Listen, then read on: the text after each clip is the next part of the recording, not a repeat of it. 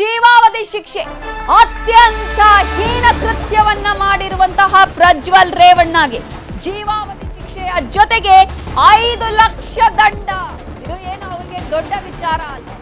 ಆದ್ರೆ ಇಲ್ಲಿ ಶಿಕ್ಷೆಯ ಪ್ರಮಾಣವನ್ನ ನಾವಿಲ್ಲಿ ಗಮನಿಸಬೇಕು. ಶಿಕ್ಷೆಯ ಪ್ರಮಾಣ, ಜೀವಾವಧಿ ಶಿಕ್ಷೆ, ಎಲ್ಲರೂ ಕೂಡ ಒಂದು ನಿರೀಕ್ಷೆ ಇತ್ತು, ಏನಾಗಬಹುದು ಈ ಪ್ರಕರಣದಲ್ಲಿ, ಅತ್ಯಂತ ಹೀನಾಯ ಕೃತ್ಯವನ್ನ ಮಾಡಿರೋದು ಅಂತ ಹೇಳಿ. ಇದೀಗ ಶಿಕ್ಷೆ ಪ್ರಕಟ ಆಗಿದೆ. ಜೀವಾವಧಿ ಶಿಕ್ಷೆಯನ್ನ ವಿಧಿಸಲಾಗಿದೆ ಪ್ರಜ್ವಲ್ ರೇವಣ್ಣಗೆ.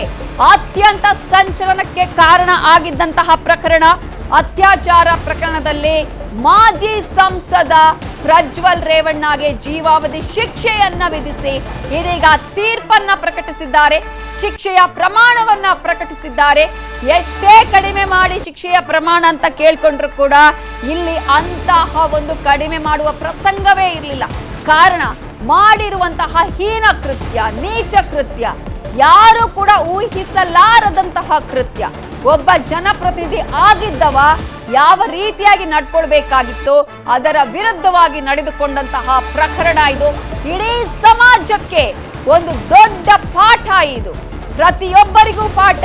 ಜೊತೆಗೆ ಕಾನೂನಿನ ಮೇಲೆ ನಂಬಿಕೆಯನ್ನ ಮತ್ತಷ್ಟು ಹೆಚ್ಚಿಸಿದಂತಹ ಪ್ರಕರಣ ಇದು.